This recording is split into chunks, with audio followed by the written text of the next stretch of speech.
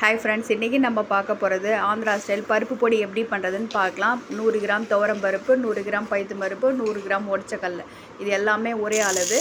துவரம் பருப்பு நல்லா இந்த மாதிரி கோல்டன் ப்ரௌன் வர அளவுக்கு வறுத்து வச்சுங்க, தீயாமல் வறுத்துருங்க. அதே மாதிரி பைத்தம் பருப்பையும் வறுத்துடலாம், வறுத்துட்டு இதில் சேர்த்துக்கலாம். உடச்சக்கடலையும் வறுத்துருங்க. உடச்சக்கடலை வந்து ஆல்ரெடி வறுத்தது தான், கொஞ்சம் நல்லா சூடு ஏறினா போதும். 10 வரமிளகாய் உங்கள் காரத்துக்கு ஏற்ற மாதிரி போட்டுங்க. இது காரமாக இருக்கும், அதனால் நான் போட்டிருக்கேன். 1.5 டீஸ்பூன் சீரகத்தை வறுத்து சேர்த்துட்டு ஒரு 20 பல் பூண்டு எண்ணெய் இல்லாமல் நல்லா ரோஸ்ட் பண்ணுங்கள். ரோஸ்ட் பண்ணி அதில் சேர்த்துருங்க. ஒரு கைப்பிடி கருவேப்பிலை, அந்த கருவேப்பிலையும் ஈரம் போக நல்லா வறுத்து எடுத்துருங்க. பெருங்காயம் வந்து உங்களுக்கு கட்டி பெருங்காயம் இருந்துச்சா எண்ணெயில் பொரிச்சு போட்டுருங்க. நான் தூளாக இருக்கிறதுனால அப்படியே வறுத்து போட்டுட்டேன். தேவையான உப்பு போட்டு பொடி அரைச்சி வச்சுட்டோன்னா நமக்கு சாம்பார் இல்லாத சமயத்தில் செமையாக போட்டு இதை சாப்பிட்றதுக்கு நல்லாயிருக்கும். ஒரு டீஸ்பூன் நெய் விட்டு பிசைஞ்சு சாப்பிட்டா சும்மா அப்படி இருக்குங்க. பாருங்கள், நமக்கு டக்குன்னு ஒரு முறை சுட சுட சாதம் பண்ணி நெய்யில் போட்டு சாப்பிட்டு பாருங்கள். தேங்க்ஸ் ஃபார் வாட்சிங்.